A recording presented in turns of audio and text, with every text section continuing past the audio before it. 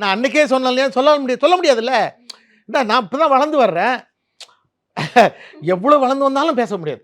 ஏன்னா அதான் அவங்க வந்து அவங்க ஜீனியஸ். அவங்க முன்னாடி பேச முடியாது. அவங்க சொல்றத கேட்க வேண்டியதுதான். அது ஒரு மறக்க முடியாது எனக்கு இன்னைக்கும். ஓகே. அப்புறம் வேற எதுவும் சார் அதே அதே மாதிரி? மாதிரி இப்ப அந்த தாண்டவ கோணை பாட்டு. அப்ப சொன்னேன், நான் ஒரு 3 ஹவர்ஸ் உங்களுக்கு டைம் தரேன் அப்படின்னாரு வித்யாசாகர் சார். ம். ஏன் சார் 3 மணி நேரம் எதுக்கு சார் அப்படின்னு. என்ன என்ன பாட்டு? ஏன்னா ஏற்கனவே 2 பேர் பாடியிருக்காங்க. ஏற்கனவே 2 பேரு நல்ல பெரிய சிங்கர் தான். பாடி அருமையா இருக்கு. போட்டு காமிக்கிறாங்க. சூப்பரா இருக்கு. ஆனா தங்கர் பச்சான் அடம் பிடிக்கிறாரு. எனக்கு இந்த சங்கதி, இந்த அழகு எனக்கு வேண்டாம். இந்த எனக்கு rawness. எனக்கு அப்படியே இந்த கிராமத்துல உள்ளவன் பாடணும். அதுல சுருதி இது கலைஞ்சா கூட எனக்கு பிரச்சனை இல்ல. எனக்கு அப்படித்தான் வேணும். ராவா வேணும்.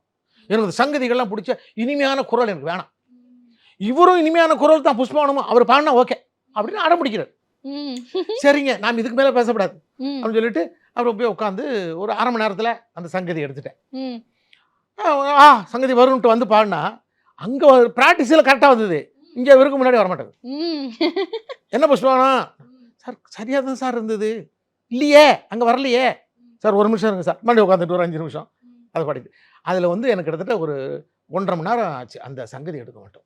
நீங்க நினைச்சிருப்பீங்க இதுக்கு தான் அந்த 3 ஹவர்ஸா? ஆஹா, சினிமா பாட்டை பத்தி அவ்வளவு இதா எளிதா நினைக்க கூடாது.